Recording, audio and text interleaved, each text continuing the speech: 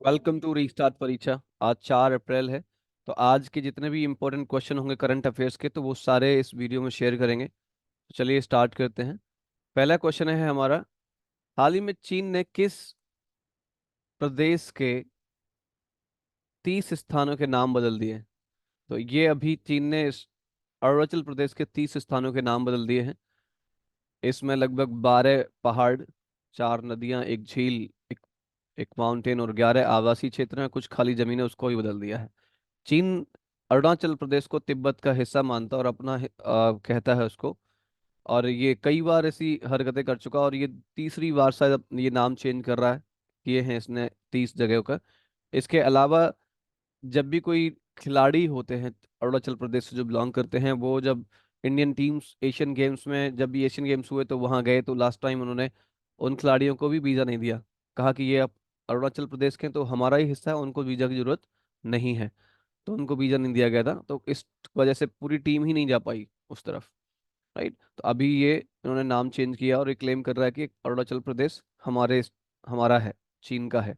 Now अगला question है हमारा, हाल ही में ओपन एआई किसके साथ मिलकर एआई सुपर कंप्यूटर, जिसका नाम क्या है, स्टारगेट विकसित कर रही है? तो ये अभी माइक्रोसॉफ्ट के साथ मिलकर विकसित कर रही है। माइक्रोसॉफ्ट और ओपन एआई मिलकर एक सुपर कंप्यूटर बना रहे हैं जिसकी लागत लगभग $100 बिलियन हो सकती है। और इसका नाम है स्टारगेट। ओके। ओपन एआई ने अभी चैट जीपीटी बनाया था, जो 30 नवंबर 2022 को लॉन्च किया गया। ओपन एआई एक अमेरिकी संगठन है जिसकी स्थापना 2015 में की गई थी। कब की गई थी? 2015 में। तो इसका आंसर माइक्रोसॉफ्ट है। अगर ये भी क्वेश्चन आता है कि माइक्रोसॉफ्ट किसके साथ मिलकर सुपर कंप्यूटर बना रहा है, तो ओपन एआई के साथ मिलकर बना रहा है। आप आंसर कर सकते हैं। नाउ नेक्स्ट क्वेश्चन है, हाल ही में किसे न्यू इंडिया इंश्योरेंस के अगले सीएमडी के रूप में चुना गया है? तो ये गिरिजा सुब्रमण्यम जी को अभी न्यू इंडिया इंश्योरेंस के अगले सीएमडी के रूप में चुना गया है। माइक्रोसॉफ्ट ने पवन दाबलूरी को विंडोज और सरफेस का नया प्रमुख नियुक्त किया गया था। अभी उसने अपना एआई प्रमुख भी नियुक्त किया था। उनका नाम मुस्तफा सुलेमान है, ब्रिटिश से बिलोंग करते हैं। और अभी ऋतुराज अवस्थी ने लोकपाल के न्यायिक न्यायिक सदस्य के रूप में शपथ लिया था। दिनकर अस्थाना को गाम्बिया में भारतीय उच्चायुक्त रूप में नियुक्त किया गया। यूएनडीआरआर का सहायक महासचिव कमल किशोर को नियुक्त किया गया था। एनआईए के नेशनल इन्वेस्टिगेशन एजेंसी के जो अध्यक्ष थे या प्रमुख हैं, वो सदानंद दाते को नियुक्त किया गया था। अभय ठाकुर म्यांमार में भारत के राजदूत नियुक्त किए हुए हैं। हाल ही में हंसा मिश्रा यूपीएससी के निदेशक के रूप में नियुक्त किए गए हैं। हाँ, कौन? हंसा मिश्रा। हाल ही में बैंक ऑफ महाराष्ट्र ने एमडी एंड सीईओ के रूप में निधु सक्सेना को नियुक्त किया है। और ये 2 तारीख को ही शेफाली वी शरण, इनको पीआईबी प्रेस इंफॉर्मेशन ब्यूरो के प्रिंसिपल डायरेक्टर जनरल डीजी का पदभार मिला है। इन्होंने मनीष देसाई को रिप्लेस किया। किसको? मनीष देसाई को रिप्लेस किया है। हाल ही में Sandeep Jain federation India micro and small and medium enterprises, F जैसे एमएसएमई है वैसे ही एफआईएसएमई है, इसके नए अध्यक्ष के रूप में कार्यभार इन्होंने संभाला है। तो ये नई अपॉइंटमेंट्स हैं, तो नाम आप याद रख सकते हैं। बी ऑप्शन सही है। गिरिजा सुब्रमण्यम को सीएमडी बनाया है न्यू इंडिया इंश्योरेंस के अगले सीएमडी। ना अगला क्वेश्चन जो है हमारा, वह हाल ही में मालदीव के बाद किस देश में इंडिया आउट अभियान तेज हुआ? अभी रिसेंटली आपने देखा था, एक अभियान चला था। वहाँ के कुछ नेता और इन्फ्लुएंस ने मालदीव से इंडिया को आउट इंडिया आउट अभियान चलाया था। वही सेम अभियान अभी बांग्लादेश चला रहा है। बांग्लादेश में अभी रिसेंटली कुछ टाइम पहले इलेक्शन हुए हैं, और शेख हसीना वहाँ की द्वारा प्रधानमंत्री तीसरी बार बनी है। ओके। सो वहाँ पे कुछ जो इन्फ्लुएंसर हैं, वहाँ की जनता कह रही है वो सही चुनाव नहीं हुए। उन्होंने लगभग 25,000 लोगों को जेल में डाल दिया था चुनाव के वक्त। चुनाव से पहले जो विपक्ष के अच्छे लीडर होते थे, उनको और सबको, छोटे मोटे लीडर्स को मिला के 25,000 पीपल जेल में डाल दिए थे। उसके बाद इलेक्शन हुआ और इंडिया ने उसका स्वागत किया बहुत अच्छे से, कहा कि आपकी सरकार को मोदी ने बधाई, जैसे करते ही एक दूसरे को कंट्री, तो उस तरह से किया। इसमें इंडिया की कोई गलती नहीं। तो इसलिए वो लोग, वो एक वहाँ के जो इन्फ्लुएंसर हैं वो ये नहीं कह रहे इंडिया ने अपोज नहीं किया, वहाँ पे अच्छा चुनाव नहीं हुआ तो अपोज नहीं किया, तो इसलिए वहाँ पे ये अभी अभियान चालू हुआ है।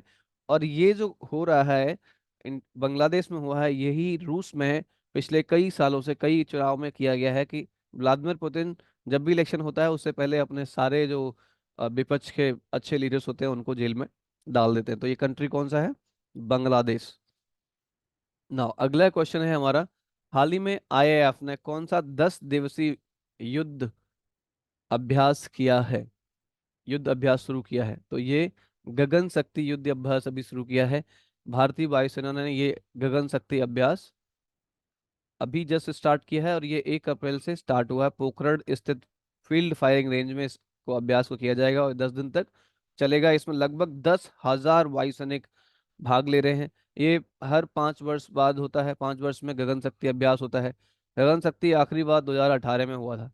तो अभी ये कहाँ हो रहा है? पोखरण स्थित फील्ड फायरिंग रेंज में हो रहा है। नाउ अगला क्वेश्चन जो हमारा है, हाल ही में अंतरराष्ट्रीय बाजरा वर्ष का समापन समारोह कहाँ संपन्न हुआ है? तो ये रोम इटली में हुआ है। कहाँ? रोम इटली में हुआ। खाद्य और कृषि संगठन एएफओ ने 29 मार्च को रोम इटली में अंतर्राष्ट्रीय बाजरा वर्ष समापन समारोह का समापन किया है। संयुक्त राष्ट्र महासभा ने 2021 में 75वें सत्र में 2023 को अंतर्राष्ट्रीय बाजरा वर्ष घोषित किया था। खाद्य और कृषि संगठन संयुक्त राष्ट्र की एक एजेंसी है जो वैश्विक खाद्य एवं कृषि मामलों पर ध्यान केंद्रित करती है। इसकी जो स्थापना हुई थी 16 अक्टूबर 1945 को हुई थी। किसकी? खाद्य एवं कृषि संगठन की स्थापना 1945 16 अक्टूबर को हुई थी। इसी की याद स्थापना दिवस पे 16 अक्टूबर को विश्व खाद्य दिवस मनाया जाता है। इसका मुख्यालय रोम इटली में है। वर्तमान में इसका महानिदेशक जो है क्यू डोंग्यू डोंग्यू कर रहे हैं, और भारत इसका संस्थापक देश है। जब ये इसकी स्थापना हुई थी तभी से भारत इसका सदस्य है। ना हाल ही में कहाँ बांसुरी को जीआई टैग मिला है? तो ये पीलीभीत की बांसुरी है, उसको जीआई टैग मिला है। असम की मांजली मुखौटे और पांडुलिपि पेंटिंग को जीआई टैग मिला था रिसेंटली। त्रिपुरा की आदिवासी पोशाक है रीछा को जीआई टैग मिला। त्रिपुरा के मातावारी पेरा प्रसाद वहाँ पे बहुत अच्छा बनता है, जीआई टैग उसको मिला है। मथुरा की प्रसिद्ध सांची सांझी क्राफ्ट को जीआई टैग मिला है। उड़ीसा के सिल्वर फिलग्री जी को जीआई टैग मिला है। अयोध्या के बेसन के लड्डू को जीआई टैग मिला है। उड़ीसा के रेड रेड एंड आंट चटनी को जीआई टैग मिला है। उड़ीसा के डोंगरिया कॉर्न सॉल को भी जीआई टैग मिला है। तो इसका आंसर आपको क्या हो गया? किसको मिला है अभी ये जीआई टैग? पीलीभीत की बांसुरी को मिला है। अगला क्वेश्चन जो है हमारा, हाल ही में कौन सा बैंक शिक्षा शाखा में 100% हिस्सेदारी बेचेगा? तो इसका आंसर है अभी एचडीएफसी। अपनी शिक्षा में एजुकेशन में जो हिस्सेदारी है वो अपना सारा बेच रहा है। तो कौन सा आंसर हो गया इसका? सी आंसर सही है। एचडीएफसी बैंक है जो इसको बेच रहा है। ना अगला क्वेश्चन है, हाल ही में कौन सा देश आंशिक रूप से यूरोप के शेंगन यात्रा क्षेत्र में शामिल हो गया है? तो इसका आंसर भी सही है। रोमानिया और बल्गेरिया, ये दोनों मतलब एक ही देश है, ये यूरोप के शेंगन यात्रा क्षेत्र में शामिल हो गए हैं। ना अगला क्वेश्चन है, हाल ही में एटीपी रैंकिंग इतिहास में दुनिया के सबसे उम्रदराज नंबर 1 खिलाड़ी कौन बने हैं? तो अभी ये नोवाक नोवाक जोकोविक बने हैं। कौन बने हैं? नोवाक जोकोविक बने हुए हैं। ना अगला क्वेश्चन है, हाल ही में विश्व ऑटिज्म जागरूकता दिवस किस दिवस मनाया जाता है, कब मनाया जाता है? तो ये अभी रिसेंटली मनाया गया है, 2 अप्रैल को मनाया जाता है। विश्व ऑटिज्म, ऑटिज्म क्या? ऑटिज्म एक तरह की बीमारी है जो जन्म से ही बच्चों को होती है। So they are not able to speak, सही से बात नहीं कर पाते हैं। अकेले कुछ काम नहीं कर पाते, उनको बहुत ज्यादा ध्यान रखना पड़ता है। अ, कई बार ये इसकी कितनी ज्यादा बड़ी ऑटिज्म का प्रभाव है बच्चे पे, इस पे डिपेंड करता है। कई लोग इस पोजीशन में भी होते हैं कि वो बड़े होकर जॉब कर सकें, अपने काम खुद कर सकें। कुछ लोग कुछ भी नहीं कर पाते, वो कुछ भी बोल भी नहीं पाते हैं, ना समझ होती है। तो माइंड जो होता है वो ग्रो नहीं करता है, और किसी से बात करना है, कुछ समझना बिल्कुल भी नहीं होता है ऑटिज्म में। तो उसी तरह के बच्चों की बीमारी को सपोर्ट करने के लिए, मतलब उन बच्चों को सपोर्ट करने के लिए ऑटिज्म जागरूकता दिवस 2 अप्रैल को मनाया जाता है। 1 अप्रैल को उत्कल दिवस या उड़ीसा स्थापना दिवस भी मनाया गया। 1 अप्रैल को अभी अप्रैल फूल दिवस भी मनाया जाता है, जिसमें थोड़ी हंसी मस्ती मजाक कर ली जाती है लोगों के साथ। 1 अप्रैल को आरबीआई ने स्थापना दिवस भी मनाया अपना। तो भारतीय रिजर्व बैंक के प्रमुख कौन है अभी? गवर्नर शक्तिकांत दास हैं। इसकी स्थापना हुई थी 1 अप्रैल 1935 को कोलकाता में। आरबीआई का अभी मुख्यालय मुंबई महाराष्ट्र में है। 2 अप्रैल को विश्व ऑटिज्म दिवस, जो ऑटिज्म जागरूकता दिवस मनाया गया। अभी राष्ट्रीय समुद्री सप्ताह मनाया जा रहा है। ये 29 मार्च से 5 अप्रैल तक चलने वाला राष्ट्रीय समुद्री सप्ताह नाविकों के अमूल्य योगदान के लिए प्रति श्रद्धांजलि है, उनके प्रति श्रद्धांजलि है। तो ये समुद्री सप्ताह कब मनाया गया, कब से कब मनाया गया, तो ये 29 मार्च से 5 अप्रैल तक चलने वाला है। अंधता निवारण सप्ताह, ये भारत सरकार हर साल 1 से 7 अप्रैल अंधापन को रोकथाम के लिए, रोकने के लिए सप्ताह ये आयोजित करती है। कब से कब तक रहता है अंधता निर्वाण निवारण सप्ताह? ये होता है 1 से 7 अप्रैल तक चलता है। नाउ अगला क्वेश्चन जो है हमारा, कार्गो वॉल्यूम में के मामले में भारत का सबसे बड़ा बंदरगाह कौन सा बन गया है? तो अभी ये पारदीप बंदरगाह है उड़ीसा में। इसने अभी गुजरात के दीनदयाल बंदरगाह को पीछे छोड़ा। ये नंबर 1 था पहले, अभी पारदीप बंदरगाह जो है वो नंबर 1 आ गया है। 2024 में 145.38 बिलियन टन कार्गो इससे शिप किया गया है, तो इसकी वजह से ये नंबर 1 पे पहुंच गया। इसने किसको पीछे छोड़ा है? गुजरात का दीनदयाल बंदरगाह को इसने पीछे छोड़ा है।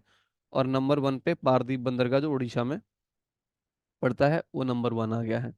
नाउ अगला क्वेश्चन है, हाल ही में चर्चा में रहा ऑपरेशन संकल्प निम्न में से किससे संबंधित है?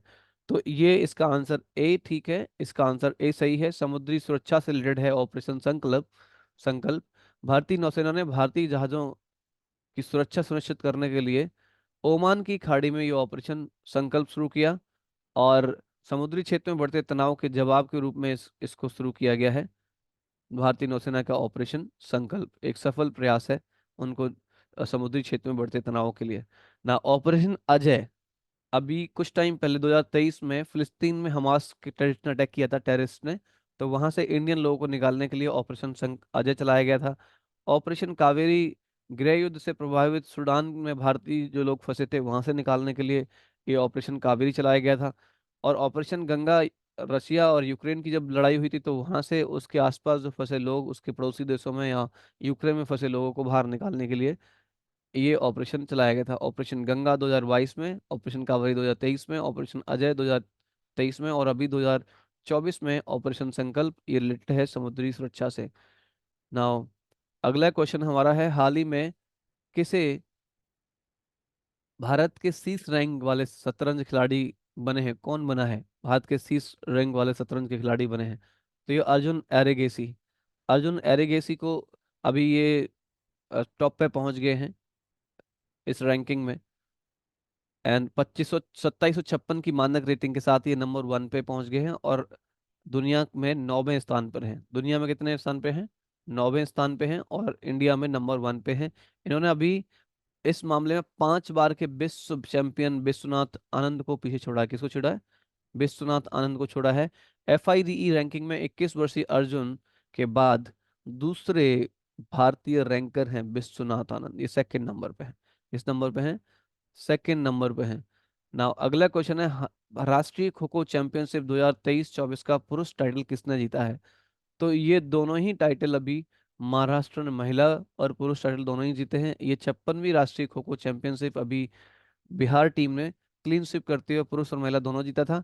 ये आयोजन दिल्ली के करनैल सिंह स्टेडियम और इंदिरा गांधी स्टेडियम में किया गया था। अब विजेता को लगभग 3 लाख रुपए का और एक ट्रॉफी दी गई है। तो इसका आंसर क्या हो गया? महाराष्ट्र टीम ने दोनों जीता है। ना अगला क्वेश्चन है, हॉकी इंडिया अवार्ड्स 2023 किसे वर्ष की सर्वश्रेष्ठ महिला खिलाड़ी का पुरस्कार दिया गया है? तो ये अभी मैंने लास्ट वीडियो में पूरा किसको, महिला पुरुष और सारे युगल सारे अवार्ड दिए गए हैं, वो मैंने शेयर किए थे। तो अगर आपने पढ़ा है तो इसका वीडियो देखा तो इसको कमेंट में लिखें इसका नाम जिसको ये मिला है। और नहीं तो नेक्स्ट वीडियो में आपको दोबारा पूरी इन्फॉर्मेशन शेयर करूंगा। ये क्वेश्चन लास्ट वीडियो का है, हाल ही में 30 मार्च 2024 को राजस्थान राज्य ने अपना कौन सा स्थापना दिवस मनाया है? तो इन्होंने अभी ये अपना 75वां स्थापना दिवस मनाया है। जोधपुर, जयपुर, जैसलमेर और बीकानेर की रियासतों को विलय करके 30 मार्च 1949 को बृहत्तर राजस्थान का संघ बनाया गया था, और इसी को राजस्थान दिवस मनाया जाता है। तो ये आंसर हो गया आपका, 75वां राजस्थान दिवस, स्थापना दिवस राजस्थान ने मनाया है। So thank you very much watching for Restart Paricha. आप लोग ऐसे ही सपोर्ट करते रहिए, रीस्टार्ट परीक्षा को सब्सक्राइब करें और शेयर करें ऐसे लोगों के साथ जो पढ़ाई कर रहे हैं। Thanks lot, have a nice and take care.